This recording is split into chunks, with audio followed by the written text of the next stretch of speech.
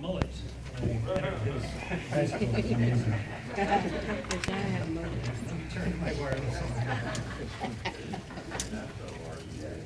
Yes, yes. The ugly truth, growing older. Hair migrates from your head to your back. Get used to it. Anyway, hey, I'm standing here with a full suspension mountain bike that is part of our raffle today. Is this pretty cool looking? Who's going to get, who's going to win this one? Who wants a bike?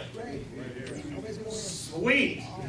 Well, here's, I told you a story this morning about the last Hero School's bike winner, and I couldn't help but buy 2 bikes last night. So what we'll do is when we have the raffle at the end of the day, we're going to have, the way the raffle goes here, just so you understand how our raffle goes, is we have all kinds of prizes like the Price is Right. Right? The Price is Right. Hey, Mark, who's Phil Todd in production. So when you win, when you get your raffle number called, you get to choose a bike or come to the table and choose something else that fits your life or lifestyle. Right? Now, literally, the manager of the store gave me such a great deal on the bike. This Samsonite duffel bag actually costs more. It's also a lifetime warranty, right? So you don't have to worry about it. So we have other backpacks, $40, $50 type backpacks. We've got a remote control car. Who wants this? Come on. Come on, see? Yeah, good, great. Okay, good. But notice when I got locks today, since you're now students, you're transferred from whatever state you were in into students.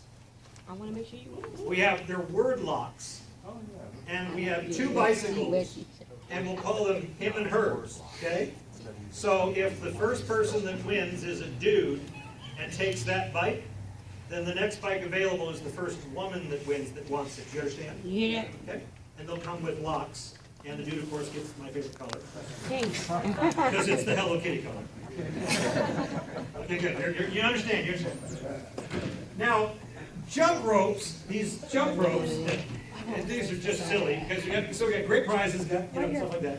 The other thing that you may or may not know is that everyone's going to get a bus pass. 24 hours, starts when you go, so it's at least some sort of help. We used to be part of the bus pass raffle, and then I just bought too many bus passes. So everyone will get one. It has become our theme. So everyone will go away with a bus pass. But it's always odd who asks for. I mean, we've had some pretty expensive stuff, and people bought, people wanted a $5 jump rope. But I think, like what Laquan was saying, what that $100 represented, right? It was like maybe the woman with the issue of blood just making that point of contact with the hem of Jesus' garment. It was a point of contact for something much deeper. And if you think about these hero movies, like think about Spider-Man for a moment. Think about the first Spider-Man movie, which I know everyone's seen. That you have to be thinking about, yes, Forrest Gump in that movie, is life like a box of chocolates, or is there really a destiny? And he becomes the wisest person, not the smartest, he still had an IQ of 75, but he becomes the wisest person in the film to be able to understand that maybe it's both. That maybe we have a calling.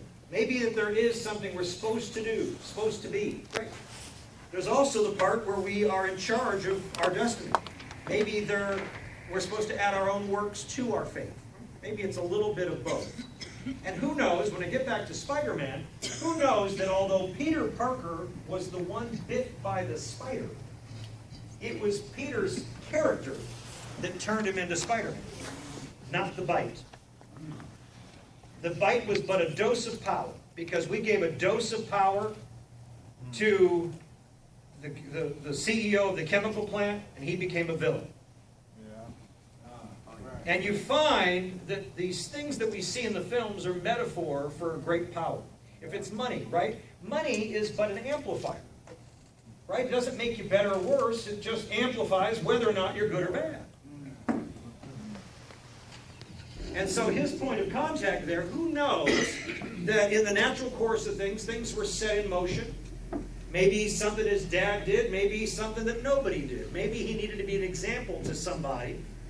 Who knew when I was in that school when he was a 12 or 13-year-old, right? That he's the guy that got the answer, that I was sent to that school to deliver that so he could deliver himself when his storm came. And so you might be in a storm, but I probably guarantee there's someone sent to you with some information that you're going to now remember when you leave here. And if you go back and latch onto that or maybe finish that, that might be the only thing keeping you from complete restoration. Now, on the subject of a point of contact and why we always have a jump rope, ridiculous little fun. There are pictures of me with my mullet in the park at Dean, Washington in like 1997. I called it Jesus hair. And there are pictures of me doing the raffle. We did them even back then, because that's what human people that are part of a group do, right? And I hate it when other people would just treat people that were struggling as if they were not humans. And so we always do the raffle, but the reason for this is a point of contact, kind of like that $100 bill in the schools. By the way, Laquan, I did this thing with 50,000 $100 bills. I went and did a survey, 50,000 kids for the course of 10 years, and only 10 kids got paid. It only cost me $1,000. Why? Because we're in a culture where kids don't do their own studying any more than you and I may have. We leave things unfinished, we jump on to the next thing. We go for the next short-term fill instead of carrying out and going the distance in the big things. So Laquan was one of those 10. 2 of them, I believe, were coach, and 8 of them were the quarterback coach. Jump rope. My point of contact came in high school when that president's physical fitness test came through. I don't know who remembers that from old enough. Remember that, right? Well, I loved them because I was a kick-ass athlete. No, I loved 9 of the 10. I was doing so well in 9 of the 10. And the 10th one, jumping rope. Jumping rope to me was like Forrest Gump, all black choir.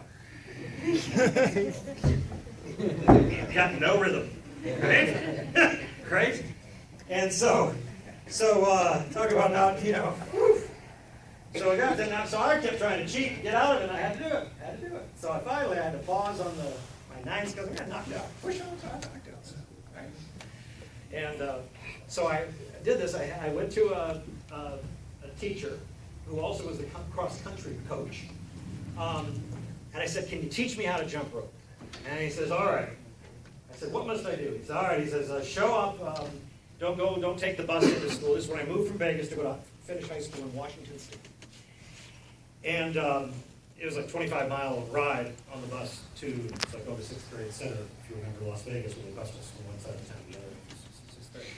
Anyway, so this was on an island in Washington. So he said, "Don't go on the bus. I'll pick you up early when I come into the school." So the professor is going to pick me up early, come into school. And he did, and we spent 20 minutes before class started where he's going to teach me how to jump rope. And really all he did was sit there until I could jump rope. It took about 3 weeks. But I want to remind you of yourselves and how your humans are. Or like Laquan, who can barely breathe and use his lungs, but refuses to believe that he doesn't have the power to change. Doesn't just take somebody else's diagnosis and then eventually starts to move other parts of his body. What was that woman's name in Kill Bill? What was her name? Yeah, one of those actors. Oh, her name was Kiddo. They never actually revealed Yes. her real name. Yeah. Kiddo. Yes, Beatrice Kiddo. Excellent. And so Beatrice here sat in his hospital bed. His character names. He sat in his hospital bed and started to make things move a little bit at a time. Today, I know people have asked, how do we go see more videos and how do we get more Hero School lessons? And we're showing our website. No. The videos to watch are the ones that Laquan's been producing over the last 3 months of him learning to run, and he's actually jumping, and he's still training like a college or an NFL athlete, running, and he is using something other than the natural connection he was born with to make all of his system move. It's unbelievable to watch these videos. So make sure if you can get online, go show me. look at that. It'll be inspirational. So here I was, Forrest Gump, having to jump rope. And you jump and you might jump high or something, have no rhythm. And then one day, think about this with yourselves. Because if you sign up for Larson, the first thing you're going to do is learn how to type. And learn how to touch type. Learn how not to look and type. And something happens not the first day. So you're going to have to be aware. Wait. If something doesn't happen the first day, most of the time we give up. Even in 1949, in that book, The Hero with a Thousand Faces, with Joseph Campbell, he said the first thing the hero usually always does is refuses the call. Right? You're called. Refusal of the call is the first thing the hero does. The hero doesn't always just say, oh yeah, I'm the guy. Refuse the call. You talk yourself out of being great. You think it's for somebody else, not for you. But what happened there is every single day, it looked like no progress. And then one day, bam, all of those days turned into something. There was what I call an ignition moment. Just all of a sudden, I had become, the guy that thinks he can jump rope. The guy that thinks he can. Okay, so I think I can jump rope. Well, yeah, I can do this. Think about the ceiling. Anyway, so yeah, that was my short. That's as much as I can do. So we always have one because it's a great thing about turning yourself into something you're not. And it might just be a little thing that's keeping everything from working out, right? It's like we're fractional people, right? We have all these little personality traits and pieces we picked up from our mom and dad, maybe picked up from this experience, and yet we still have to go the distance and kind of complete and finish them all. If we do, we produce something at the end that is many times larger, more powerful than any one person that just had it all together from the beginning. Now take that phrase from Nietzsche. Friedrich Nietzsche, this philosopher, he wrote a discourse in the 1800s called Superman. Ubermensch. It's the first time we see Superman. Right before 1938, the first comic book, DC Comics #1. Long before the 1978 film with Christopher Reeve. Long before any of the Man of Steel, right, a couple years ago, and then the new one coming out, right? Batman versus Superman.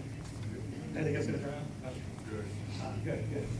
So it's interesting that you see the conflict, right? But what we don't always know when we see Superman is we don't see our formula. We just see the power. We see the spider bite. We don't see the formula of how a spider bite, a little more power, what's it going to produce in your life? All right, let's suppose you're a lottery winner. Who wants to win the lottery? Notice my hand's up. Well, I got a lot of good I can do with that money. Okay. Now, what if you don't currently have ID or a bank account, and you win the lottery? It'll be taken away from you, won't it, right? Right? I mean, it's funny. I used to do these quote quizzes. You got these, who's got their quote cards in front of them? There are some, who doesn't have a quote card right now? Can we get those quote cards on? Keep the hands up. We'll get you a quote card. Listen to this one. This is actually from a song from the Killers. Can we climb the mountain? I don't know. Higher now than ever before. I know we can make it. We take it slow. Let's take it easy. Easy now. Watch it go. Think about the songs, right, that speak to us, right? Well, I used to have quote quizzes for money, and then I got to this one.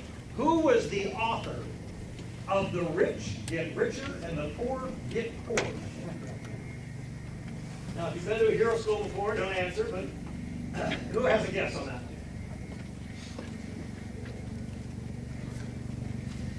Rich get richer and the poor get poorer. Who's heard anything like that? Rich get richer, poor get poorer. You heard it? Yeah. Okay, who's spoken? Who's ever said it? Had to come up and out? Yeah. Okay, so give me some ideas. Who in history would have said that? W. Clement Stone. W. Clement Stone's good. That's a good one. Some rich guy. Some rich guy. Not F. him.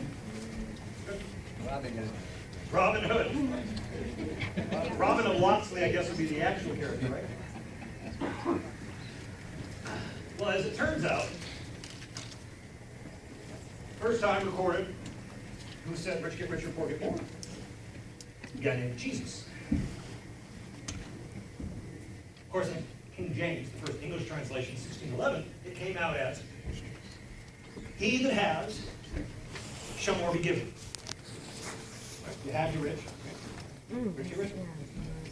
"He that has not, from him shall be taken even that which he has." You were raised religious and you didn't learn that in the Bible? I mean, so hip stop you right now. No! No, but you see, some of these little bridges in your belief system can make all the difference. Think about this. The rich get richer and the poor get poorer came out of the mouth of Jesus? And most poor Christians hate rich people? Yes, look at that!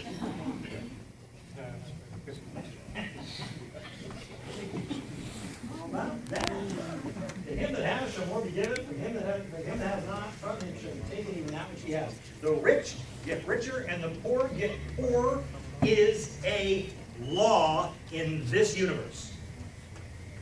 It is a law like the ones we talked about in the beginning. You can't argue with it, or you could argue with it, but you're not going nowhere. I just hate gravity. I'm gonna pick it against gravity tomorrow. Better have a light enough sign that the force of gravity doesn't put it on the ground. You're not going to be picketing with a 2,000-pound sign in this universe. Unless you grow some muscles. Make a big crane, something that has hydraulics. Right? There are ways, however, to overcome it in this universe. So most of what hurts us is the expectation that it should be different than it is.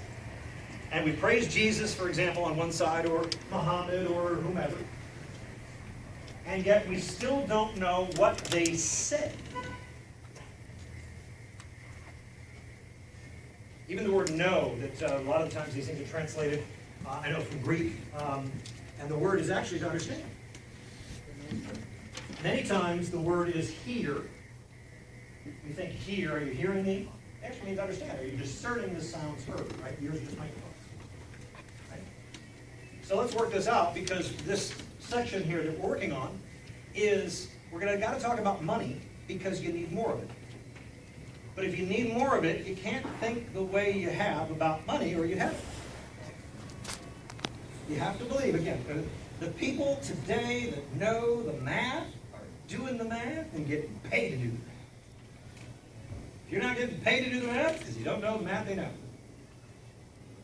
Simple little logic. So if you're not getting paid, you're not getting the money about money, it's because you don't have the right definitions for money. They're incomplete, maybe, or they're double-minded. You want to get a bunch, oh boy, I saw this. We did Hero School for 8 years at Catholic Charities. About 17,000 men get through there, and then we started helping, probably helping about 500 women at the Shade Tree. And it was so odd to see how many poor people hated rich people. And I just asked one simple question. I said, look, how are you ever going to be rich if you hate the only people who can teach you how? True. Right? That's like you need to know math to pass the test to get the job, and you hate the math people. Come on, there, math people are there. Yes, right? So we find that that's rational thinking. You add this up in your head easy. No, because it's our rules. See, I used to bug me with like charities, like, you know, here we've helped 40-some thousand homeless people get their lives back, build a better life than they ever probably could have. And then some new charity to help kids in a village that they've never met by video. You know, they might raise $7 million to go help these kids that they've never met, and then they find out that it was back in the 80s, but they're raising it now. And then all these college student volunteers, not all mine, all these college student volunteers want to just jump right on that charity because their videos were back. And it was fascinating to me how this could be possible. But then, I'm a well-paid, I might be one of the highest paid speakers in colleges and universities. And today in America, barely half of the students that set out and pay the money to those universities, I mean, that's just, think about that, right? You've committed to, you know, maybe $40,000 times 4 years, right? 160 grand. You quit. No one pays you to be half a lawyer, right? No one pays you to be half a plumber. So there's no points for almost making or giving up. And yet, here's what was happening. These kids were jumping off on all of these things for activism when they rationally knew that they were in college to change into, and if they become a lawyer and completed their course, they could have done so much more for the cause. So what we find is, as human beings, our emotions trump rational thinking. I can't rationally tell you something and talk you into anything if you're particularly emotional. You also know that the things that you know and learn and cling to, just like me, songs, for example, we learned them when we were in the midst of something highly emotional. And it kind of sears the information into us. Most of us only think of that with a bad experience, too. That's what Silo was talking about with the constable sugar. And yet, why don't we do this on purpose? If we know that we can sear something important, why don't we get that formula and play the right music, right? Or get the right person and just sear that puppy into where we can't not win. What we've been doing is we've let someone else in charge of our life. So we know this about us, but where do our emotions come from? Here's the third one. Like these things come in threes. Right? There's two, there's 3 blind mice. 3 strikes are out. 3 men and a baby. Yes, I know, the baby was going to get a big movie to 3.5, so I had to leave it out for a second. Blew my whole numbers here. Right? What was it Brian Tracy said? He said you have to accomplish any goal, just 3 things. Write down your goal. Write it down. That's why we gave you a sheet here to put down a goal and write it down. Then make plans to achieve it. What are your plans? What are you going to do to take a step toward that goal? And then, just like chipping against the wall, the hammer of Shawshank Redemption, work on those plans every single day.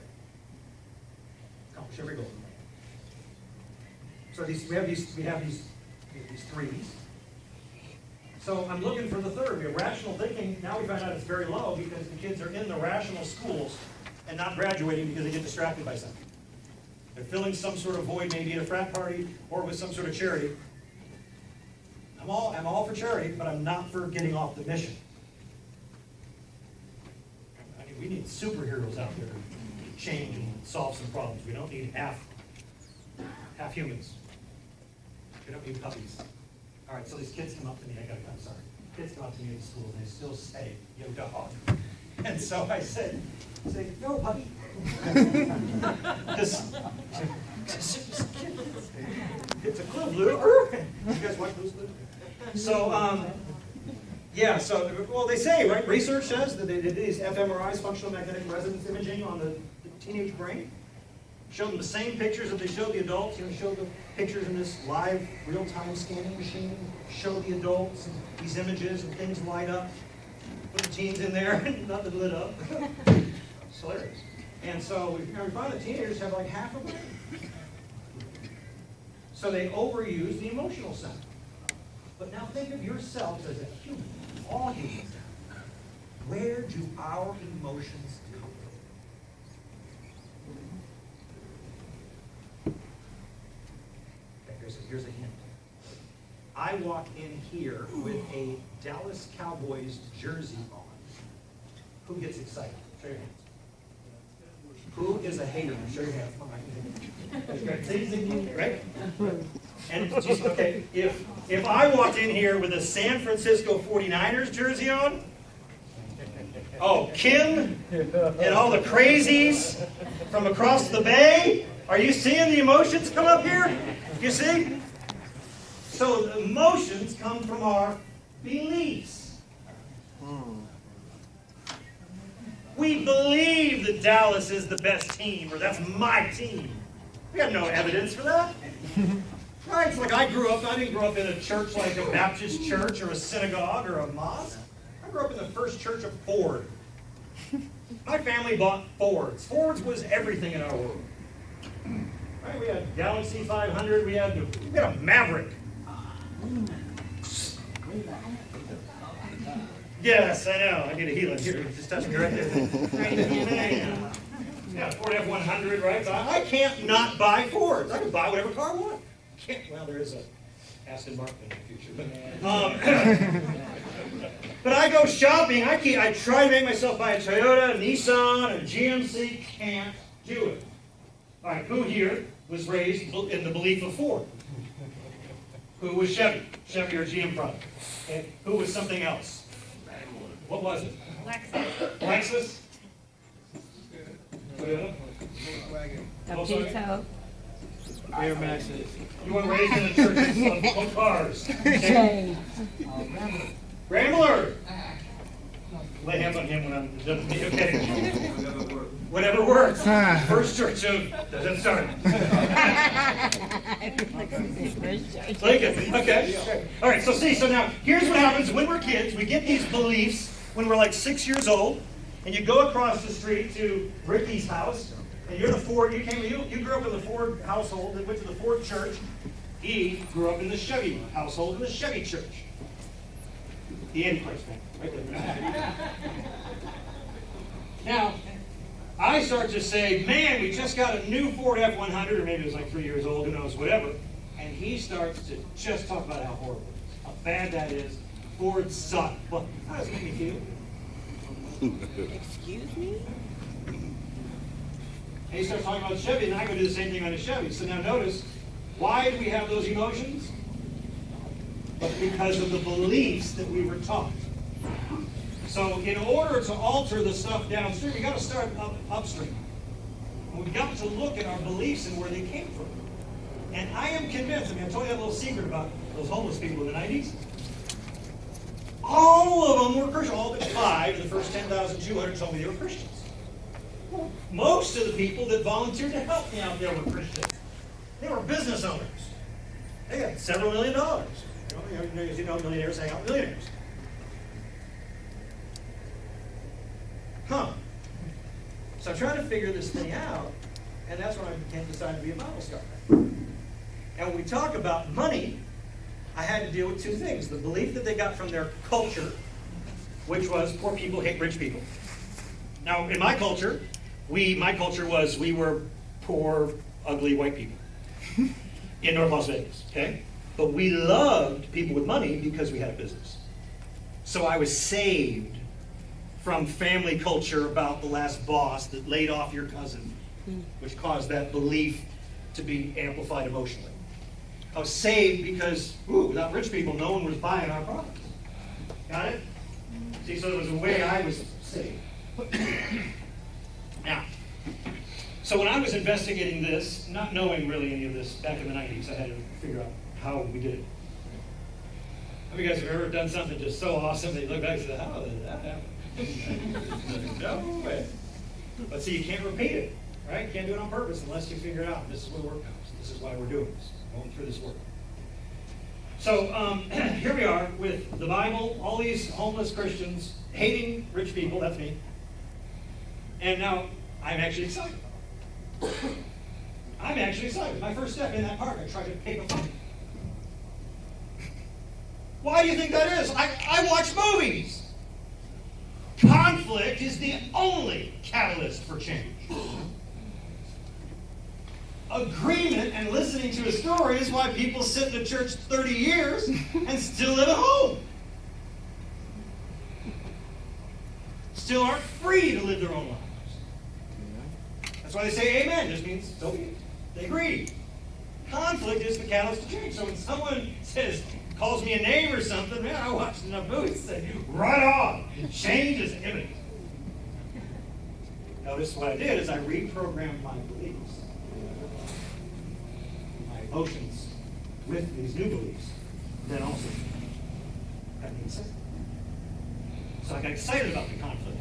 You know, someone says, well, you don't know what you're talking about. Of course you'd say that. Which made me more angry or perplexed. So, let's think on this just for a minute and get deeper into this. So, you already got the part where you're humans, you become what you learn. Does everyone agree with that? You see that? Humans become what they learn, right? Accountants become accountants because they learned accounting. If you didn't learn accounting, you probably didn't change your accountant. If you want to change your accountant, guess what your answer is, everybody? Learn to be an accountant. Learn accounting, right? Does everyone agree with that? See? So now look. It might have been your problem. It might have been your problem coming in here that you're not an accountant. But right now, all these humans with different life experiences and histories all know the same answer. Oh, come on. I think that's pretty exciting. That there's that many people that can figure out how to help. Gosh, and then someone over here says, well, I know a school that teaches accounting. I know some accountants that have you work there, so you can kind of see what it's like there. They might even fund your, if you work hard enough for the first year, they might even fund your entire education. Are you nodding here? You seeing? When you get upstream and dig down, you start to see at the human level, whew, change is what I'm built for. Conflict is how we get there. Conflict usually of ideas and values, not going to blows, because that's still downstream. So here comes this thing, the rich get richer and the poor get poorer. The rich get richer and the poor get poorer. And we just know that that's true whether we're talking about people or we're talking about houses. You ever see a neighborhood where the good family leaves, or people even lose their houses? As soon as the human leaves the house, everything starts to decay. Right? 10 or 20-year weather beater paint starts to peel in 3 months. And we know there's an additional force going at work here, an unseen force. So I started to study the Bible to find out why the Christians believe that. And I asked this quiz one day. I was in my Catholic Charities classroom, and I said, so actually the rich get richer and the poor get poorer.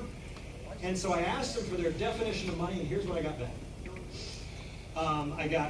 Give me some answers. Not hero school students who already have our answers, but what answers? First thing that comes to mind if you're a first-time student.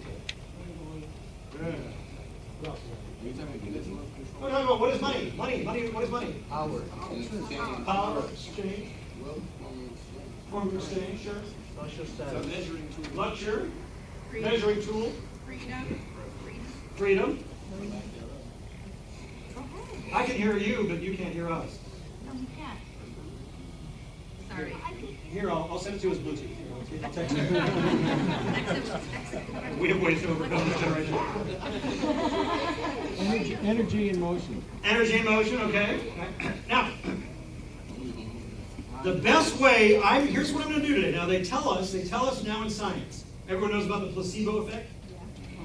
They now know that the placebo effect accounts for more than half of medical treatments. And what is the placebo effect?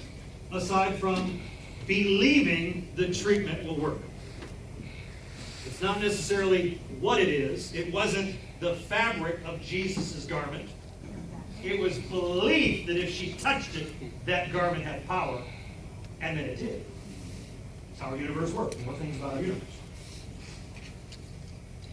Now with the placebo effect, the doctor can actually tell you they're giving you a placebo, and it still works.